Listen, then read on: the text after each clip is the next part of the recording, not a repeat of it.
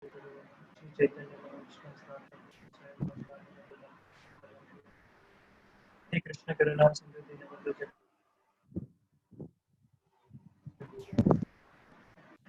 Namo Shri Rai Krishna Namaste Saraswati Devi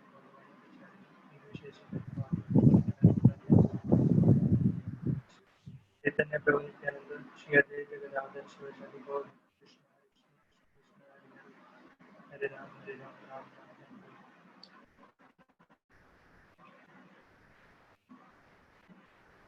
Srila Prabhupada Vacha Chapter 101 Prabhupada visits a potential temple in New York. April 1973, ISKCON, Brooklyn, New York. At this time, Bali Mardhan had been talking about getting a new temple facility in New York City. So he invited Srila Prabhupada to look at a possible location. The sun was brightly shining as Bali Mardhan, Kirtiraja, and I followed Srila Prabhupada into a small Toyota.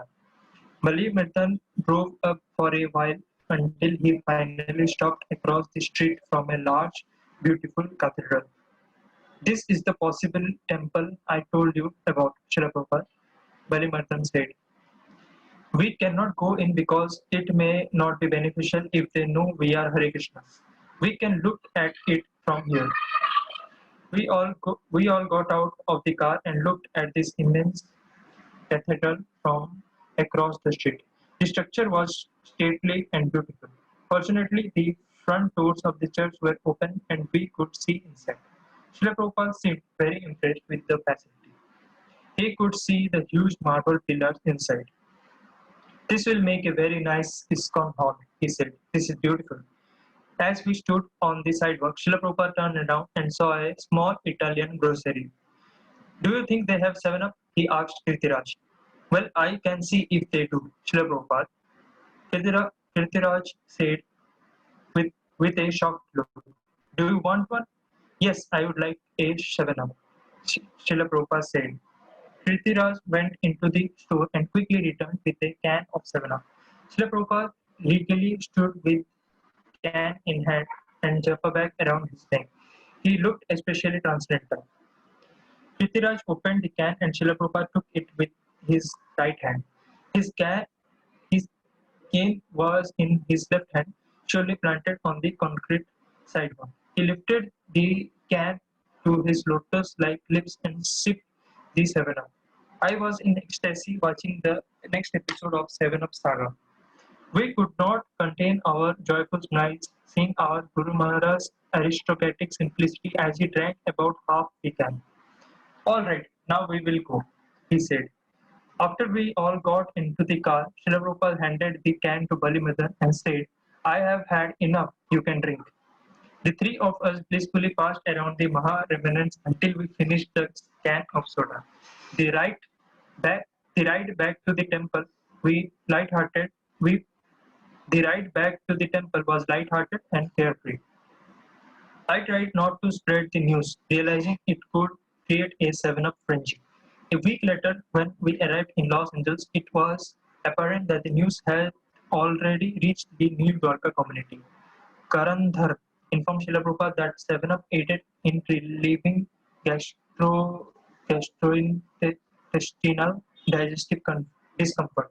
Srila Prabhupada occasionally drank a small glass to relieve his stomach pain. This is not good, he said one day. We should not be drinking so much 7 Up. I take it for digestion, otherwise, drinking 7 Up is not necessary. When we returned to India, many devotees were avidly drinking soda since they had heard that Srila Prabhupada condoned such beverages. One day, as Srila Prabhupada left his flat in Juhu, he noticed the stairway lined with 7 Up and Limca bottles. Disapproving of the Juta contaminated litter, he declared, What is this? He said, disapproving of the Juta contaminated litter. This should not be done. This is not good. This can't be done. He continued walking to the temple and did not mention it further. Srila Prabhupada, I never saw you do anything for your own sense gratification. It is my feeling that you engage in these unique pastimes just to increase the love of your disciples who were fortunate enough to be with you. You were completely renounced and totally satisfied, serving the Supreme Lord. The vision of you on the sidewalk is forever etched upon my heart.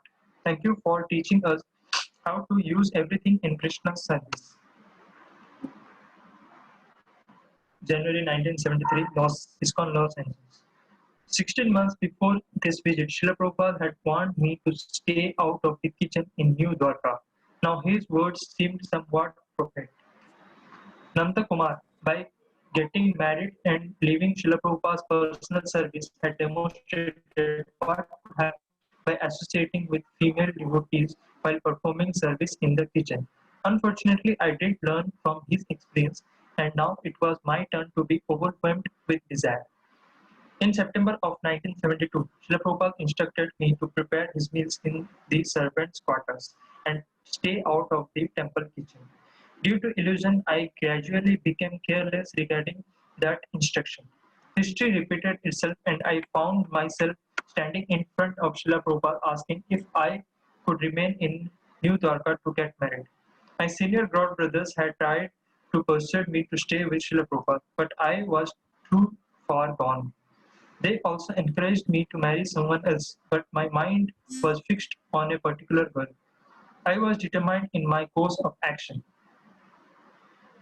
As easily as I became Srila Prabhupada's personal servant, I quickly lost my most valued treasure due to uncontrolled senses. Within a few days, I abandoned my Guru Maharaj's personal service. Srila Prabhupada knew me completely. He did not try to convince me to stay with him or try to stop me from getting married. After a few days, my ever merciful spiritual master called me to his room. I was consumed with guilt and shame as I trudged toward his divine place quarters. My senses were reeling. The intelligent part of me realized I was putting personal sense gratification before the intimate service of my spiritual master. But the lusty part of me was hopelessly unbridled. The turmoil churned within me. When I got to Srila Prabhupada's lotus feet, I awkwardly offered my humble obeisances. He kindly spared my shame. Bring me my white bag, he instructed. This white bag traveled with Srila Prabhupada all over the world. He kept all of his important papers, bank books, etc. in this bag. I walked into his bedroom, opened his metal almirah, and took out the bag. When I returned to his sitting room, he placed the white bag on his desk and sat in front of me. I felt disoriented and out of place having not been in his quarters for a few days. I felt I was an intruder and did not belong in this hallowed place, this inner sanctum of spirituality. I had no idea what was happening. I knew I was making a very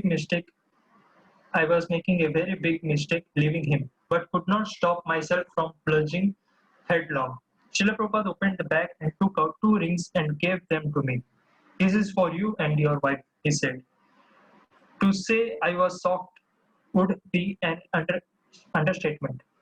I was feeling completely fallen, leaving my spiritual master to satisfy my desires, and he was presenting me with gifts and expressing his gratitude for the service I had performed. It was not out of character for my beloved Gurudev. It was his normal course of activity. I accepted the gifts as I had learned long ago that when Srila Prabhupada wanted to give you something, it was best to accept his mercy. A few days later, he again called for me. I went into his room and offered my obeisances. So Kirtananda Maharaj wants you to go back to New Vrindavan with your new wife, he said smiling. Chit- Chitsukananda Prabhu asked me to go to Karakas temple and assist with the deity worship, I replied. Kirtanananda is anxious for you to return to New Vrindavan, he continued. Srila Prabhupada, I said, I really do not have any interest in going back. He smiled and nodded. Understanding my determination, I offered my obeisances and left the room. On January 7, 1974, he sent a letter to Kirtanan Kirtananda Swami, Kirtananda Maharaj that included the following. Regarding Suttakiti, I proposed to him that he knew Vrindavan, but he said he did not like farm work and so he wants to go to Caracas and perform deity worship in the temple. So I have already asked him, but I will say again how you require him at New Vrindavan and how he should work nicely there with the cows under your guidance. Srila Prabhupada did not ask me again. Knowing how stubborn I was, he did not give me the chance to commit another offense at his lotus feet. There were no long lectures. He never tried to manipulate me in any way. He never made me feel guilty. He showed compassion and appreciation for the service I had performed, which had been imitated. Srila Prabhupada, if one's level of purity is evidenced by his acceptance of the situation at the mercy of Krishna, then it proves you are the purest devotee of the Lord. You accepted the inconvenience I created with grace and kindness. Please forgive me for leaving you. Thank you for never leaving me and allowing me to return to your sweet, ever merciful lotus feet. Next, Ronak, Hare Krishna. Paris deity installation, August 1973, ISKCON Paris. When Srila Prabhupada first arrived at the Paris temple, the devotees anxiously waited on a veranda high above the front entrance. Like demigods, they showered flower petals onto his divine grace. Srila Prabhupada responded with a beautiful smile, reciprocating the love and affection his disciples exhibited. One of the highlights of Srila Prabhupada's tour of France was the installation of Radha Krishna deities. The devotees were very excited to have Srila Prabhupada presiding over the festivities. His Divine Grace carefully observed his Sanskrit editor Pradyumna Das as he prepared the fire sacrifice. As Pradyumna commenced, Srila Prabhupada occasionally motioned to him saying, "Do it like this, not like that." The devotees ecstatically watched Srila Prabhupada as he attentively orchestrated every nuance of the ceremony like a transcendental conductor. Srila Prabhupada's attention to detail was immaculate. He wanted everything to be done in a first class fashion. After all, his worshipable Radha and Krishna were being installed. Overwhelmed with love, Srila Prabhupada decided to take the situation into his own hands.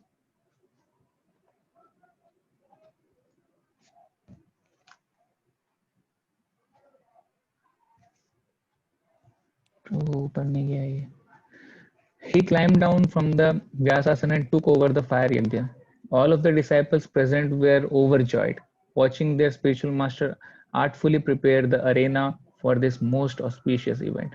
With Srila Prabhupada in charge, everything was perfect. The deities were bathed with panchamrit, five various liquids, rinsed with warm water, dried and wrapped in lush new towels. Upon completion, Shri Radha Krishna were brought into the deity room and opulently dressed. Then Srila Prabhupada personally offered their lordships first Arotika. With extreme care, he offered each item to Sri Radha Krishna as the devotees blissfully chanted the holy names and danced in ecstasy. All the devotees' eyes were fixed on Srila Prabhupada's graceful motion as he ecstatically performed Arotika. His eyes glistened with the ointment of love of Godhead and were fixed on his deities throughout the offering. 3 months later, in his room in Vrindavan, Srila Prabhupada was given the latest copy of Back to Godhead magazine. Srila Prabhupada was always excited to receive new issues of Back to Godhead. He enthusiastically pored over each page of this new issue, focusing on the large, beautiful colored pictures of his Radha Krishna deities recently installed at the Paris Yatra. He concentrated vision, his concentrated vision halted as he gazed lovingly at a particular photograph. This individual photo captured a special moment of his divine grace performed Arotika. His arm was gracefully stretched overhead, offering the chamara, yak tail fan to their lordships. Srila Prabhupada looked at this picture in a meditative gaze as if entering into it for just a fraction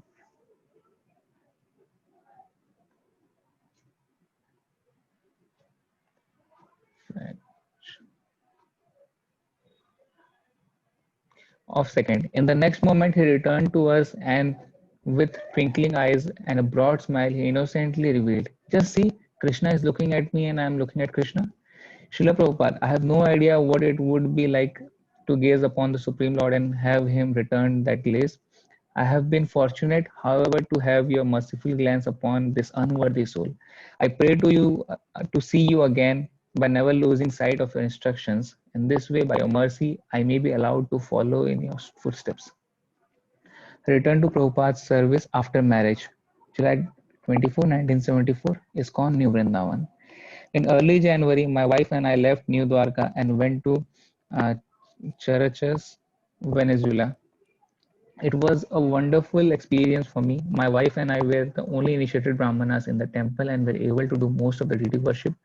I gave many classes which usually turned into Prabhupada nectar classes. My classes had to be translated because I could not speak Spanish and most of the devotees were non-English speaking. After being in Charachara for a few months, the temple administration changed, so I decided to leave. We went to my hometown of Philadelphia and lived at my mother's house for a few months while I earned money to pay her back for our airline tickets. While I was there, Kuladri Das telephoned from New Vrindavan and asked me to go there with my wife. I finally agreed and arrived in New Vrindavan in beginning of July. Being a householder in New Vrindavan was different from the brahmachari life I had previously experienced. I had my own room and wasn't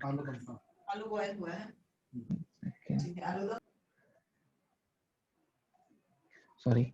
I had my own room and wasn't doing nearly as much service as I had done 2 years earlier. Still, I experienced a discontent for farm life as I had traveled the world over and experienced devotional service at temples on every continent. Fortunately, good news arrived. Srila Prabhupada was coming to stay for Janmashtami week from July 18 until July 24.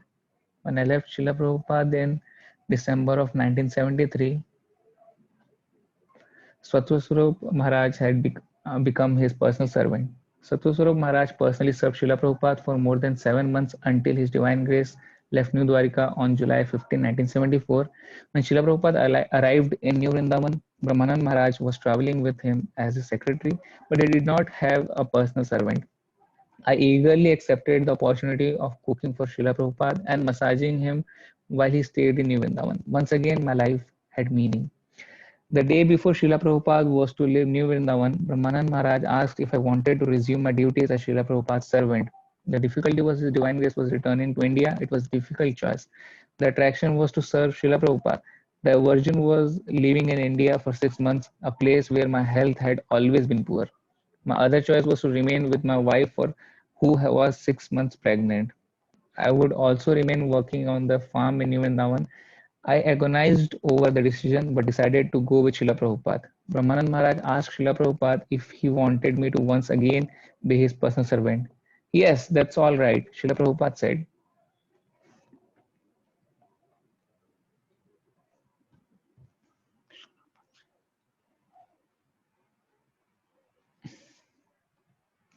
Srila Prabhupada never asked me what I had been doing during the last 7 months. He never asked anything about my wife. He didn't tell me I had finally come to my senses. He didn't say he missed me or that it was difficult without me. He said volumes to me by not saying anything at all. Srila Prabhupada's opulence of renunciation and of charity were evidenced by his acceptance of whatever Krishna provided or didn't provide. If his divine grace had a servant or not, it didn't matter. He never asked anything for himself. Srila Prabhupada once said that an attached person pretends to be detached, but a detached individual acts in a considerate, loving manner. I saw Srila Prabhupada demonstrate this in his daily life. Srila Prabhupada treated all of us so lovingly, although he was completely detached. I began performing my duties as Srila Prabhupada's servant as if I had never stopped. He was and will always be my master, and I his eternal servant. It is an eternally sweet relationship. I understood that Srila Prabhupada was allowing me to perform devotional service by his causeless mercy. My only qualification was the desire to serve him. I prayed to continue to serve him as if I have never left, even though I am always following. Srila Prabhupada, you are an unconditionally loving personality That is why Lord Chaitanya picked you to distribute the holy name throughout the world without regard of caste, creed, color, or gender. You are the most liberal avatar of all.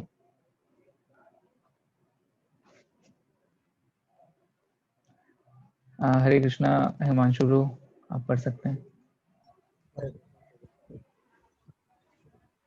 February 19 to 24, 1973, ISKCON Auckland, New Zealand. From the beginning, Siddha Swarupa had a unique relationship with the International Society for Krishna Consciousness. Before meeting Srila Prabhupada, he had been a guru who surrendered to his divine grace, bringing with him some of his own disciples. Many ISKCON devotees had difficulty accepting the distinction awarded to Siddha Swarupa. Consequently, Hare some Krishna. members of ये America में एक lady है ना जो Vaishnavism follow करती है, क्या नाम है उसका? प्रेसिडेंशियल इलेक्शन के लिए खड़ी हुई थी, क्या नाम है? Hillary Clinton. तुलसी गाबार्ड. नहीं, तुलसी गाबार्ड. ये सिद्ध स्वरूप की पोती है. Tulsi Gabbard. ओके, क्या नाम है उनका? जी. Tulsi Gabbard. Okay okay. वो शीला प्रभुपाद को इतना अडोर इसलिए करती है क्योंकि उसके दादाजी ये हैं सिद्ध स्वरूप. ठीक है.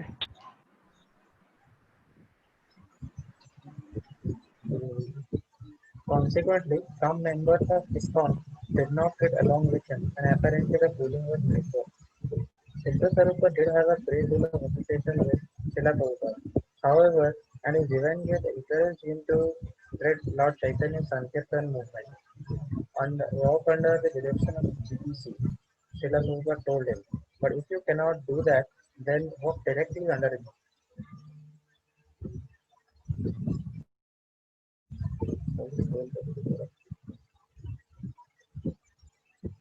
It was clear to me that Siddha Sarupa had a great deal of love for Srila Prabhupada and his divine grace reciprocated. One morning in Auckland, Siddha presented Srila Prabhupada with a large aluminium bottle of Mysore sandalwood oil just before Srila Prabhupada was to take his massage. Please use this sandalwood oil for massaging your entire body, Siddha said. No, Srila Prabhupada replied. Sandalwood oil is for cooling the head only, and mustard oil is for the rest of the body.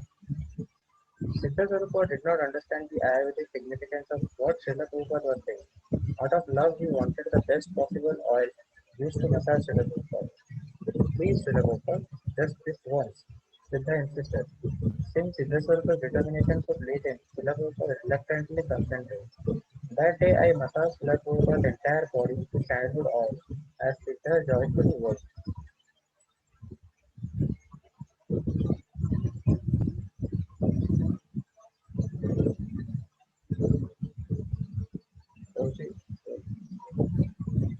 As usual, Srila Prabhupada took a bath after his massage, honored lunch prasadam, and took a nap.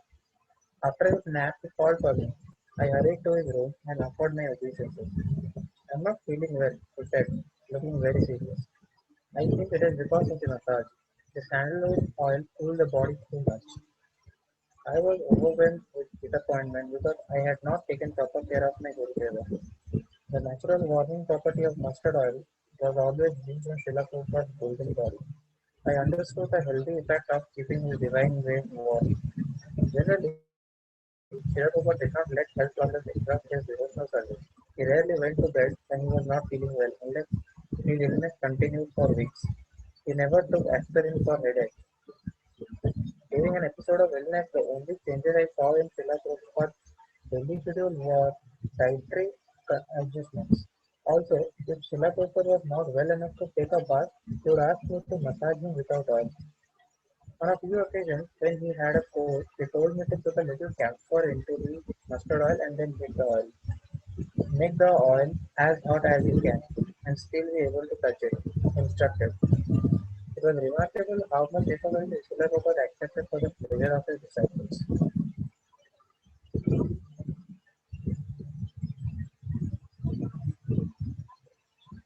He knew that using the sandalwood oil would cause difficulty.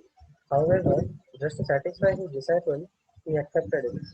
Clearly, Srila Prabhupada underwent hardships to satisfy his Guru Maharaj, but he was also willing to accept difficulty for the pleasure of his devotees. It was eager to encourage us in our devotional service, even if we put him into difficulty. Srila Prabhupada, I pray that I may someday understand your instructions, so I can serve you according to your desire and not according to my will. Please forgive me for failing to protect you. I know it was not a good idea to use the tablet oil. I should have explained it to Siddha Swarupa. He would have understood because his only desire was to please you.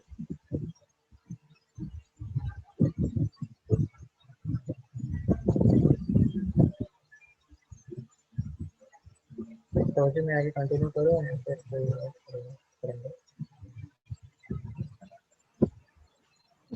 ये एक पढ़ लीजिए. October 1970, ISKCON Chandrodaya Mandir, Mayapur, India. During the month of October, Kartik, Srila Prabhupada benedicted the devotees in Mayapur with his association. It was an especially pleasant time of year in India. Srila Prabhupada and his entourage stayed on the second floor of the mandir, which was farthest from the road. Srila Prabhupada's quarter consisted of 2 rooms, and his entourage stayed in another 2 rooms. There was a large bathroom facility at each end of the building. In each bathroom were 4 shower stalls and 4 toilet stalls. One afternoon, Srila Prabhupada was giving darshana in a sitting room. I was cleaning Srila Prabhupada's bathroom after his divine grace shower. The entire bathroom facility was exclusively used by his divine grace for the duration of his visit. As I walked past the first toilet stall, a huge 6 foot long cobra quickly slithered past me into the stall. Terrified, I raced out of the bathroom as fast as my shaking body could run. I was not sure what kind of snake it was. I didn't want to create a big scene and interrupt Srila Prabhupada's darshan. In spite of my inhibition,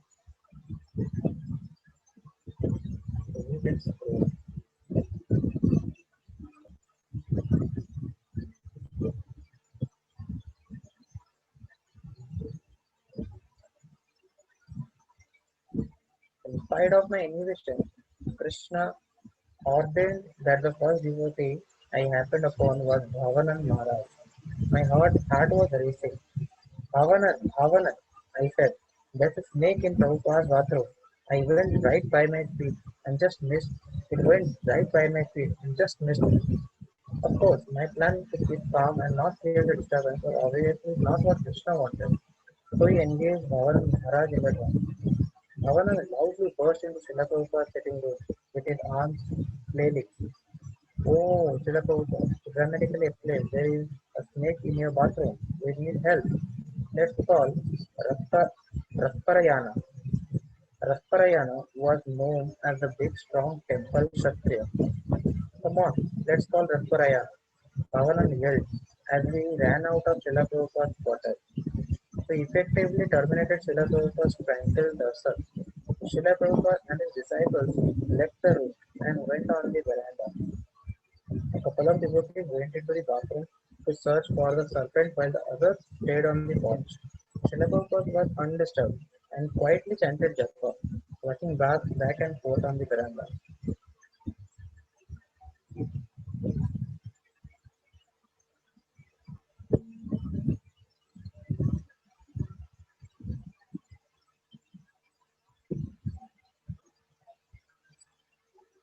Stop कर दीजिए.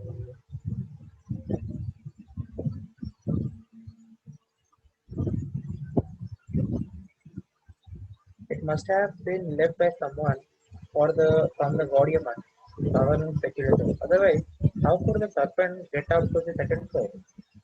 Others agreed, saying it wasn't possible for a snake to appear on an upper floor without being planted.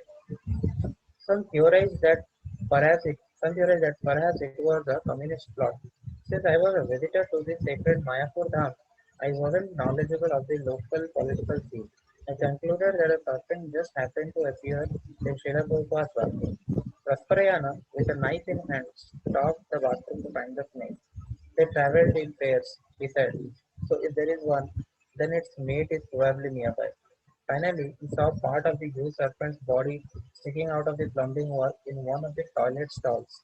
He reported the good news to the devotees on the veranda.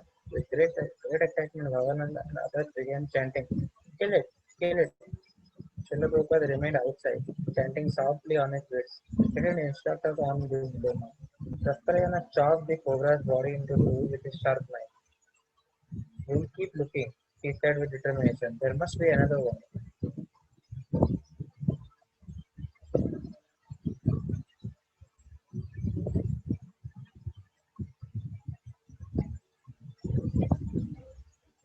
The devotees began to realize that the snakes probably came up through the plumbing. It wasn't a communist plot after all.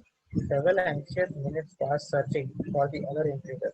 Rasparayana finally spotted the snake in the network of pipes behind the toilets. Having been discovered, it quickly slithered down the pipes and was never seen again. After everyone settled down, we went back to Srila Prabhupada's sitting room. Sometimes the snake's mission is to kill a certain person, he told us. They will not stop until they succeed. Particularly at the end of snake's life, sometimes the snakes go weeks. He has a particular person he is to kill. The snake will kill that person and then it goes up to die. One evening, Srila Prabhupada pointed out a particular sound in the stillness of this night. Hear that sound, he asked. That is the snake god. It has a special sound. All the devotees became very quiet in hopes of hearing it again. Yeah, I became a little frightened, wondering if I was the next. That evening in Srila Prabhupada's bedroom, I gently massaged his legs. The room was quiet and dark.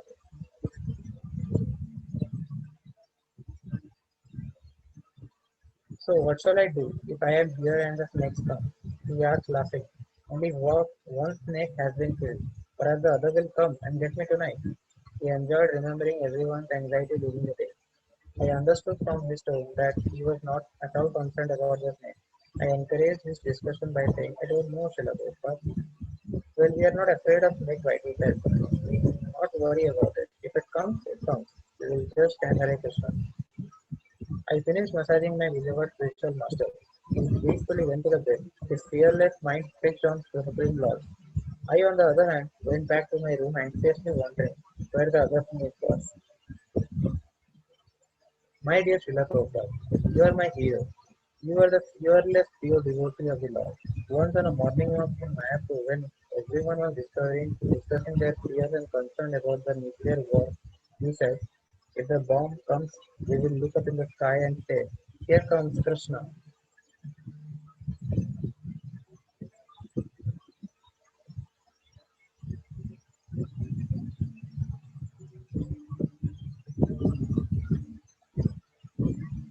Please benedict me with unflinching faith, so that I will not fear this material world.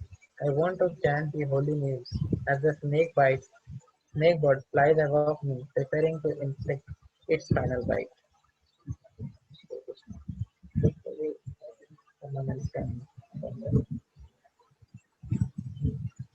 हरे कृष्णा मैं पढ़ता हूँ. After fear, our fear of the cobra who got away. October 1974, ISKCON Chandrodaya Mandir, Mayapur, India. As the evening veils of darkness fell upon us, my godbrothers were still buzzing about the snake incident that occurred earlier that day. Everyone worried about the whereabouts and intentions of the escaped cobra, whose mate had been executed. We had all heard about the snake's ability to exact revenge, especially when someone has murdered its spouse. Finally, I left Srila Prabhupada's room and went to the servant's quarter to take rest. Hare Nitai Krishna Prabhu Prabhuji. and Prabhuji, I would like to ask something. प्रभु क्या actually में ऐसा होता है क्या कैसा ये snake bird वाला concept Prabhupada explain कर रहे हैं सुधाकृति प्रभु जी को क्यों नहीं होता ऐसा होता है क्या जरूर जी प्रभु कॉकरोच को देखा है कॉकरोच को जी प्रभु जी मरने से पहले उसके भी पंख निकल आते हैं जी प्रभु जी प्रभु स्नेक बर्ड क्यों नहीं हो सकता तक्षक नाग ने काटा था परीक्षित महाराज को एक स्नेक बर्ड था उड़ के आया था जी प्रभु शास्त्र ने बताया एक तिमिंगल नाम का मछली होता है तिमिंगल ये इतना बड़ा होता है कि वेल को भी खा जाता है हमारी अंडरस्टैंडिंग है वेल सबसे बड़ा मैमल है, तिमिंगल इतना बड़ा है कि वो वेल को भी खा जाता है, भागवत में लिखा है। तो हमने नहीं देखा है तो मतलब ये नहीं है कि नहीं है, हमारा साइंस इतना एडवांस नहीं है कि उसको देख पाए। हम तो कुछ दिनों बाद डिस्कवर कर लेंगे तो फिर बोलेंगे हाँ सही लिखा था। ये तो कुछ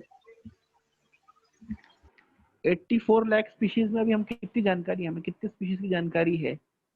बहुत कम। हमारी बायोलॉजी को बहुत कम जानकारी है, इन शास्त्रों में बहुत उन्नत जानकारी दी गई है।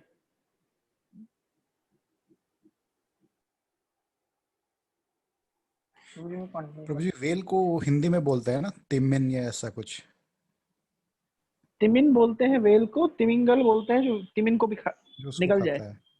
ओके। अच्छा तिमी कर तिमी लेते हैं। बोलते हैं वेल को, और तिमिंगल बोलते हैं जो वेल को भी खा जाता है। जी जी।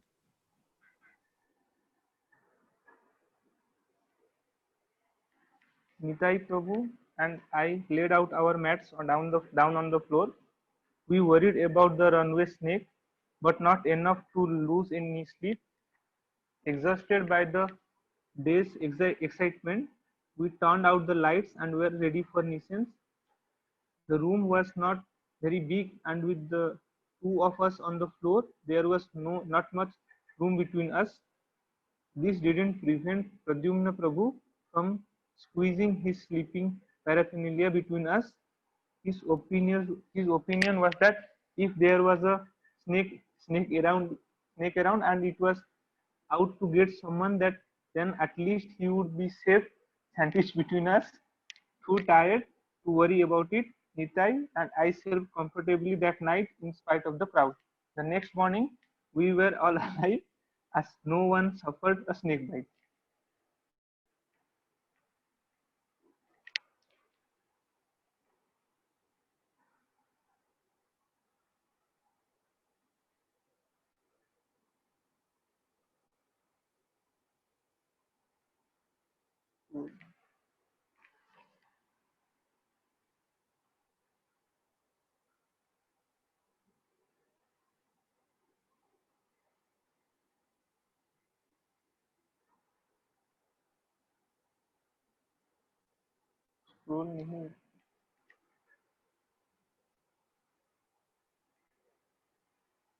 Our daily activities went on as usual. That evening, I went into Srila Prabhupada's bedroom to massage him. I offered my obeisance and began to gently massage his lotus feet. Mayapur was always so quiet and peaceful in the evening.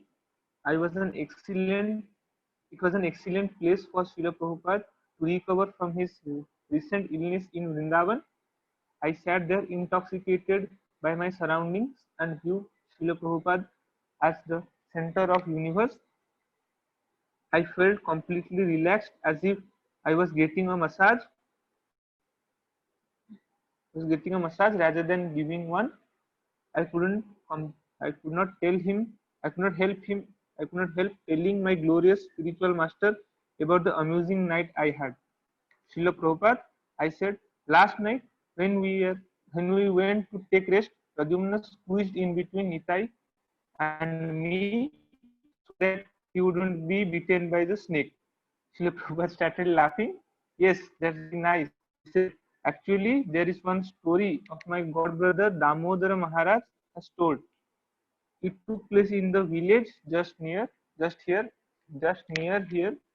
He said there was an infant. That child was caused by someone to be bitten by a snake.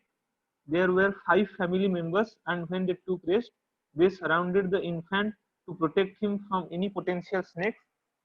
The infant would lie in the middle of the bed, surrounded by family. One night, the snake came into the room and quietly slithered around each of the sleeping family members and bit the infant, killing him.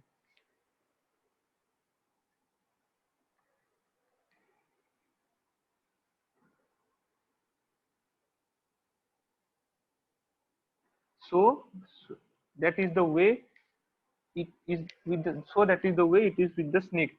If you are destined to be killed by snake, it doesn't matter what kind of protection you try to arrange. The snake will kill you. But you don't worry about such things. If Krishna wants to protect you, no one can harm you. And if he wants to kill you, then no one can save you. I continue to massage Srila Prabhupada. All right, you go take rest, as he soon instructed. I offered my obeisance and left his room feeling completely safe. Hanging on to those two golden lotus feet, fragrant as the sandalwood tree, situated at the center of the universe, I found shelter from all danger. Srila Prabhupada, I pray that you will always allow me to remain connected to your fearless lotus feet. This world is such a dangerous place as the cobras of doubt and temptation pass daily in front of my consciousness. You easily slay them. Please be merciful to me and shield me from the serpents constantly invading my heart. I take shelter of your heroic lotus feet. हरे कृष्णा रोशन इस last paragraph को coat बना दो, ये बहुत महत्वपूर्ण है.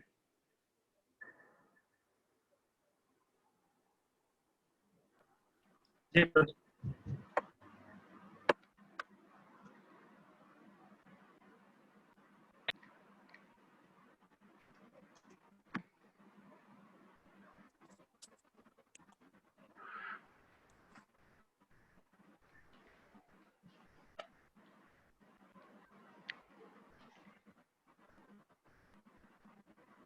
Next कौन सौरभ को करें? जी प्रभु जी.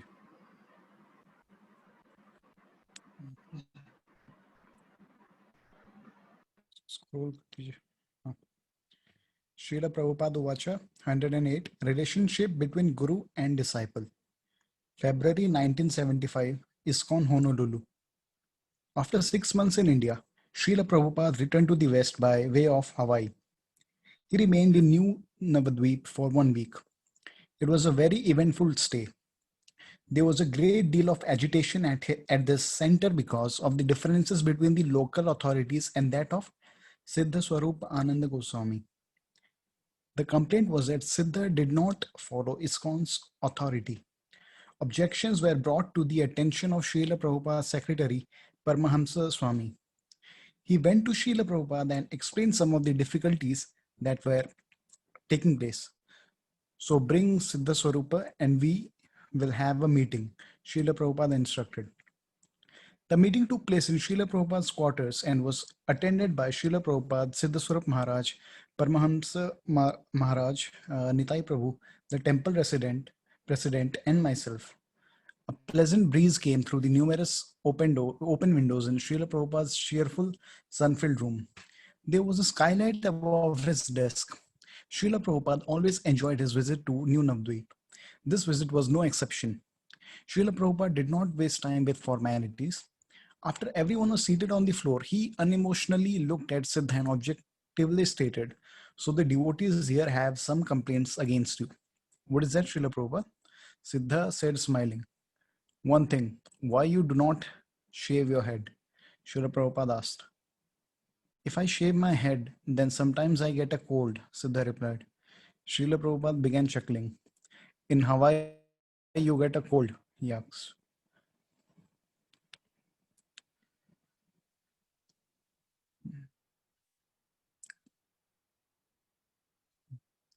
"Sometimes, Srila Prabhupada," Siddha said.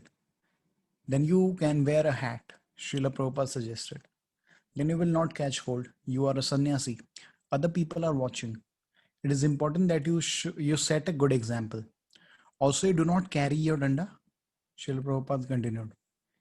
"Well, they don't usually let me carry it on airplanes, so it becomes very difficult to travel around with it," Siddha said.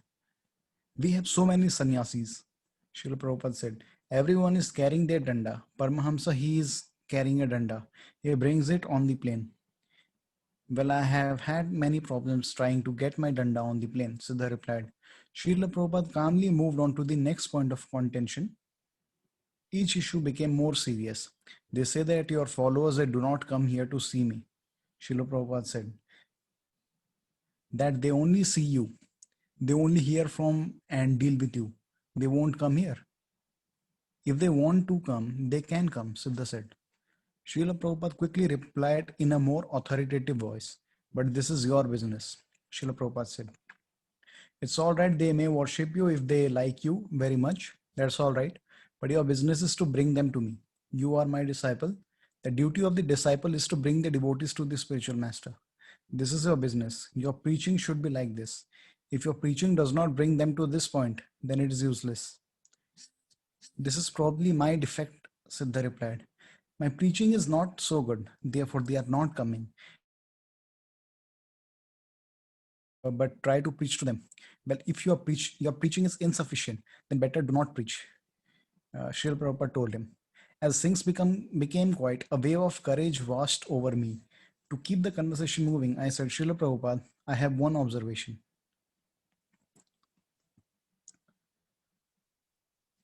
Please scroll. Yes, go on. He said, nodding in approval. Maharaj was giving the class. He was sitting alongside of your Vyashasana, and one of his people came up with a fresh flower garland and placed it on Siddha Swarupa. When I saw it happen, my mind became disturbed. In my opinion, the garland should have been, for example, I said, this morning in the temple room, Siddha Swarupa put on you as there was no garland on your picture on the Vyashasana. I would think that the garland should have been put on the Vyasasana first. He has a good point, Srila Prabhupada said, turning to Siddha. That is correct. It is all right. They may have wanted to put it on you, but you should have directed them to put it on my picture. Srila Prabhupada finished the discussion and did not belabor any point. He straightforwardly addressed the issue of following the instructions of the spiritual master and the relationship between guru and disciple. This final point wrapped up the meeting. We all offered obeisances and left the room of our divine guide and loving Gurudev. The next day, Siddha Swarupa Maharaj again visited Srila Prabhupada. Siddha Swarupa gave Srila Prabhupada a $10,000 donation that one of his followers had given to him. This demonstrated his understanding of Srila Prabhupada's instruction.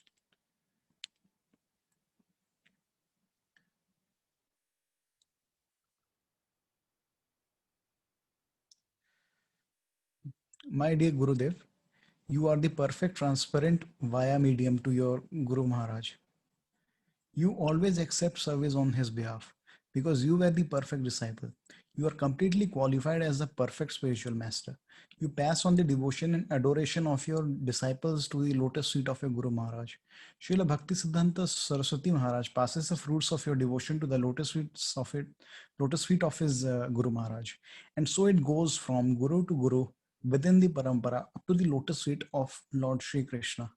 I humbly pray to remain connected to your lotus feet always, remembering you are eternally my Lord and Master. Except for your causeless mercy, my life has no value or qualification. I beg that you allow me to eternally spread your glories. I pray to swim in the ocean of bliss that is available by remembering your eternal Leela. Srila Prabhupada Vacha 109, taking birth in a Brahmana family in India. June 10, 1975, ISKCON Honolulu. While in New Navadvip, Srila Prabhupada made a statement about taking birth in India. My god brothers and I became concerned, so I asked Srila Prabhupada about it on a walk. Srila Prabhupada, I said, you said the other day that Govinda Dasi asked you if in general we would have to take birth in India before going back home, and you said yes. So we were wondering how that's possible that we have to take birth in India, because we haven't seen many strict Vaishnavas there. My god brothers began to laugh, knowing my strong dislike for India. The land is there just like this land. Srila Prabhupada compassionately said, Vaishnavas are there. This land is not meant for spiritual culture, but still Vaishnavas are here. Similarly in India, no, there are many Vaishnavas there. The masses of people in India are all Vaishnava.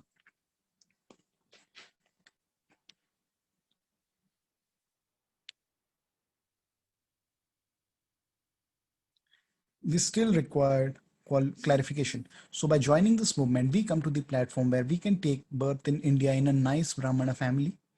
Paramahamsa asked, no, you can go directly also if you want to finish your business. Srila Prabhupada replied, Suchinam Srimatam Gehe. This is a consideration one who fails in executing.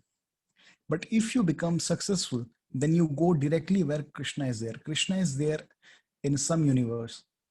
So those who are completely liberated, they go to that universe. Just like when Krishna comes here, in each and every universe there is Vrindavan. So in that Vrindavan, one takes birth, then goes to original Vrindavan. Paramahamsa was still concerned about taking birth in India. Those who are not able to maintain the Krishna consciousness principle, then they may have to go to India next lifetime. Paramahamsa continued, yes. Srila Prabhupada mercifully replied, Srimatam Srimatam Sujinam. So Srimatam, you can get here. Srimatam means rich family. Here you get many families, what family? But Srimatam and Sujinam. So if you are creating so many Brahmanas, so if this cult is permanent, then there will be many Brahmana families here in the West also.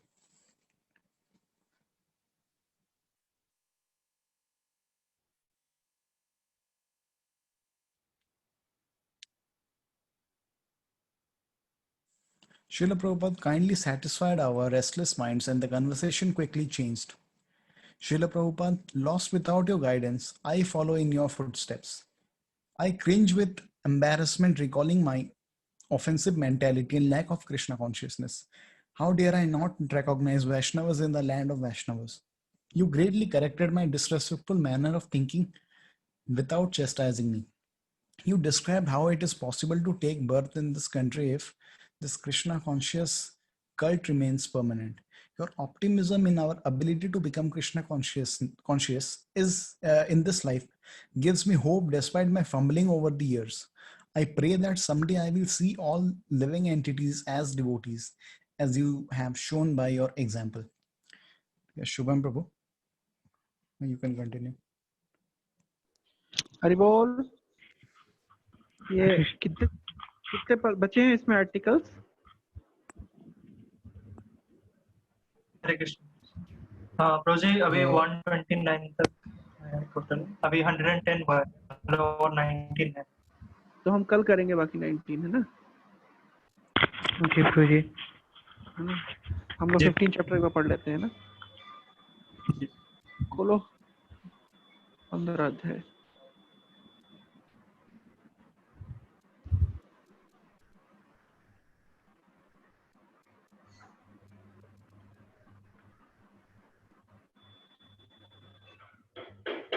Prabhu ji visible है प्रभु जी? हाँ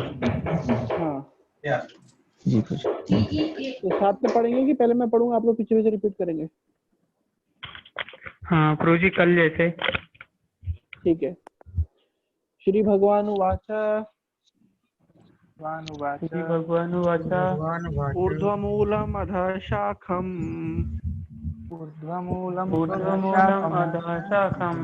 अश्वत्थं प्राहुरव्ययम् छन्दांसि यस्य पर्णानि यस्तं वेद स वेदवेत्।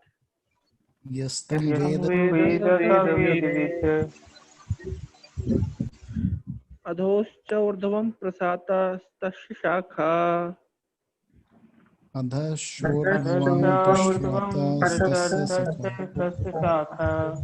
गुणा प्रवृद्धा विषया प्रवाला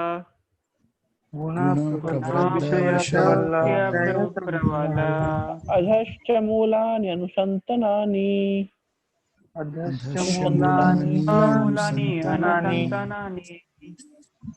अधश्च मूलानि अनुसन्ततानि कर्मानुबन्धीनि मनुष्यलोके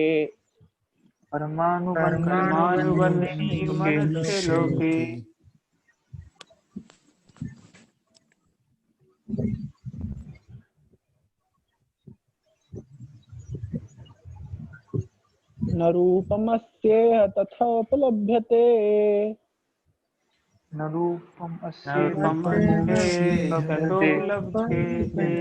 नान्तो न चादे न च सम्प्रतिष्ठा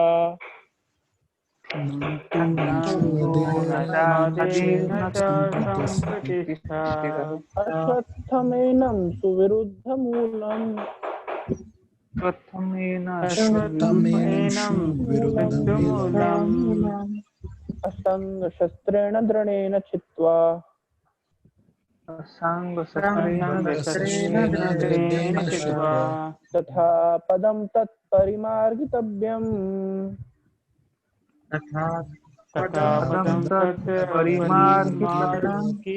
यस्मिन् गता न निवर्तन्ति भूय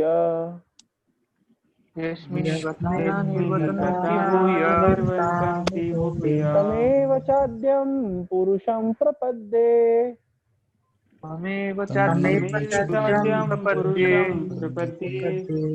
जता प्रवृत्ति प्रसता पुराणी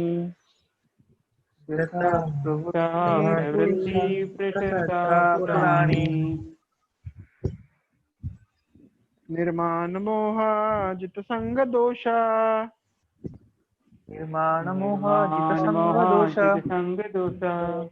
अध्यात्म नित्याभिनिवृत्त कामा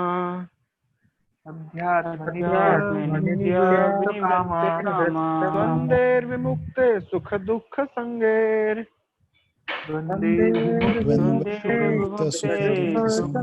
द्वन्द्वे विमुक्ता सुख दुःख संगैर्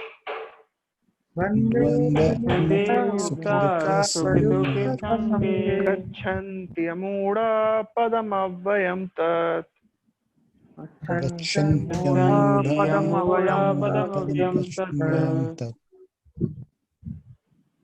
न तद्भासते सूर्यो न शशांको न पावकः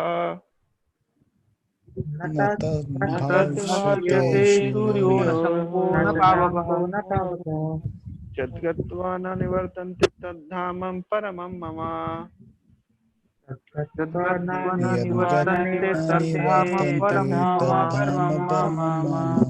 ममेव अंशो जीवलोके जीवभूतः सनातनः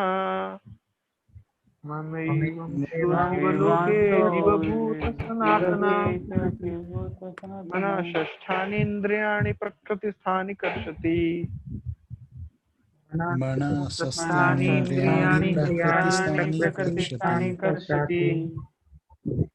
शरीरं यद् अवाप्नोति यच्चापि उत्क्रमातीश्वरः शरीरं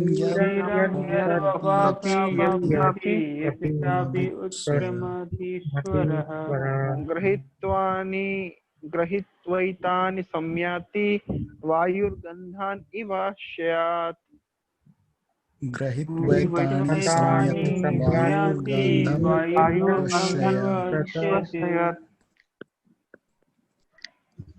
श्रोत्रं चक्षुस्पर्शनं च रसनं घ्राणमेव च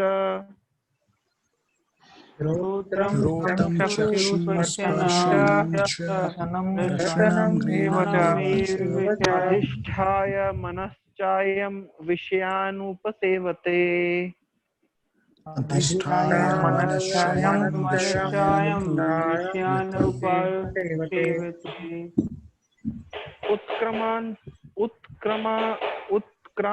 उत्क्रामन्त स्थितं वापि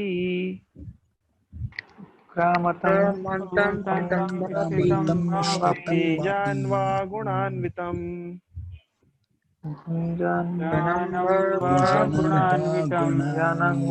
विमूढानानुपश्यन्ति पश्यन्ति ज्ञानचक्षुषः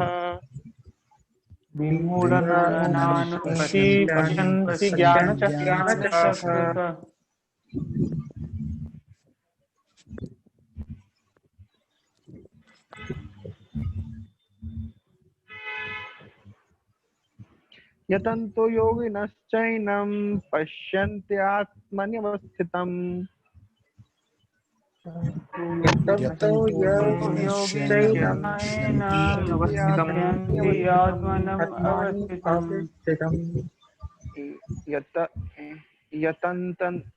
यतन्तो अपि अकृतात्मानो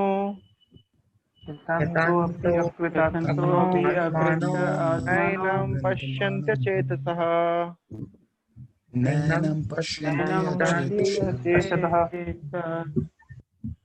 यदादित्यगतं तेजो जगत् भाष्यत्यखिलम् यदादित्यो यदादित्य यदादित्यो जगद्भास्करस्य जगद्भास्कर्यो जगद्भास्करो जगद्वर्षते अखिलम् यच्चन्द्रमासि यच्चाग्नौ तत्तेजोभिधि मामकम् यच्चन्द्रमासि चन्द्रमासि यच्चाग्नौ तत्तेजो तेजोभिर्मामकम् विद्धि मामकम् गामविश्य भूतानि धारयामहोजसा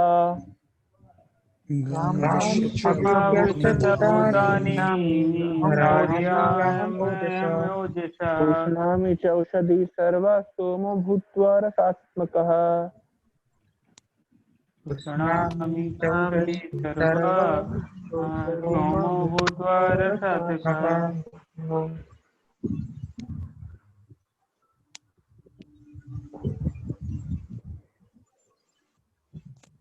अहं वैश्वानरो भूत्वा प्राणिनां देहमाश्रिता अहं वैश्वानरो भूत्वा प्राणिनां देहम् आश्रितः प्राणपान समायुक्ता पचाम्यन्नं चतुर्विधम् प्राणापानसमयुक्ता पचामि अन्नं चतुर्विधम् सर्वस्य चाहं हृदि सन्निविष्टो मत्ता स्मृतिर्ज्ञानम् अपोहनं च सर्वस्याहं हृदि सन्निविष्टो मत्तः स्मृतिर्ज्ञानम् अपोहनं च वैदेश्य सर्वैरहमेव वेद्यो वेदान्तकृद्वेदविदेव चाहम् वेदैश्च सर्वैरहं वेद्यो वेदं कृद्वेदेव चाहम् द्वाौ इमौ पुरुषौ लोके क्षरश्चाक्षर एव च इमौ पुरुषलोके एव च क्षर सर्वाणि भूतानि कुतोऽक्षरक्षरोच्यते सर्वाणि भूतानि कुतस्तोऽक्षरोच्यते उत्तमः पुरुषस्त्वन्यः परमात्मेति यदारतः उत्तमः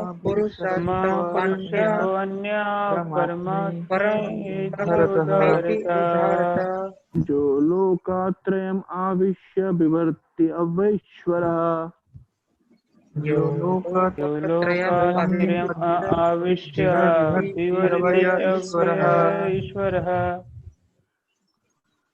यस्माक्षरम् अतीतोऽहम् अक्षराद् अपि चोत्तमा यस्मत्क्षरमतीतोऽहम् अतो अस्मि लोके वेदे च प्रतितः पुरुषोत्तमः अस्मि लोके वेदे च पुरुषोत्तमः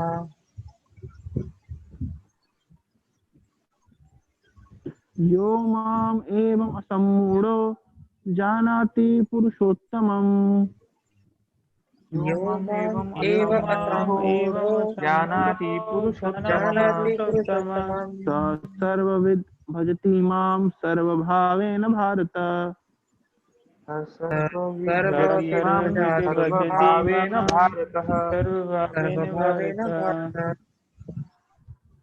इति गुह्यतमं शास्त्रम् इदम् उक्तं मया नघ